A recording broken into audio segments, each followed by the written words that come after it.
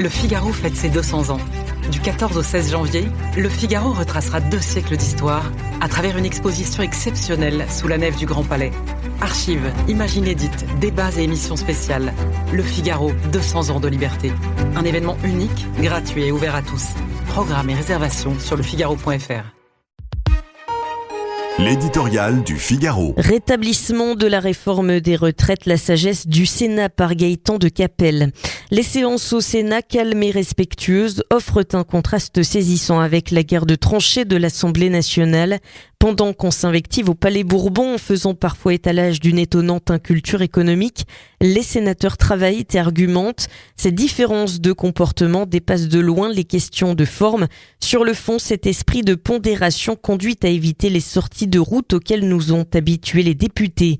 Le rétablissement de la réforme des retraites en est le symbole. Ni les mètres cubes de rapports insistant sur son urgente nécessité, ni l'indispensable redressement des comptes publics, ni l'exemple des pays étrangers qui s'y sont tous résolus n'avaient suffi à convaincre les députés de renoncer à la folie de sa suspension, car dans cette affaire, tout ne tient depuis le début qu'à d'obscurs calculs politiciens, fort éloignés de l'intérêt national. En suspendant la suspension, les sénateurs ne font que remettre un peu de bon sens dans un débat sans queue ni tête. Au passage, ils invalident cette trouvaille consistant à taxer l'assurance vie et l'épargne logement pour financer le grand bond en arrière sur les retraites. Et suggèrent même une idée qui devrait interpeller tous ceux réellement soucieux de rétablir les finances publiques en limitant les sacrifices, faire rentrer 10 milliards dans les caisses en travaillant 12 heures de plus par an, soit 15 minutes par semaine. Hurlements à gauche, le malheur veut que le budget de la Sécu nettoyé de ces horreurs retourne à l'envoyeur.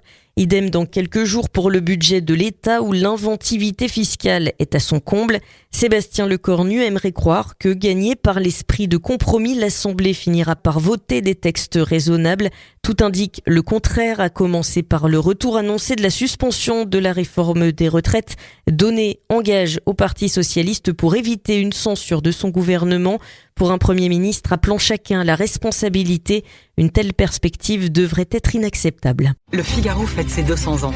Du 14 au 16 janvier, Le Figaro retracera 2 siècles d'histoire à travers une exposition exceptionnelle sous la nef du Grand Palais. Archives, images inédites, débats et émissions spéciales. Le Figaro, 200 ans de liberté. Un événement unique, gratuit et ouvert à tous. Programmes et réservations sur lefigaro.fr.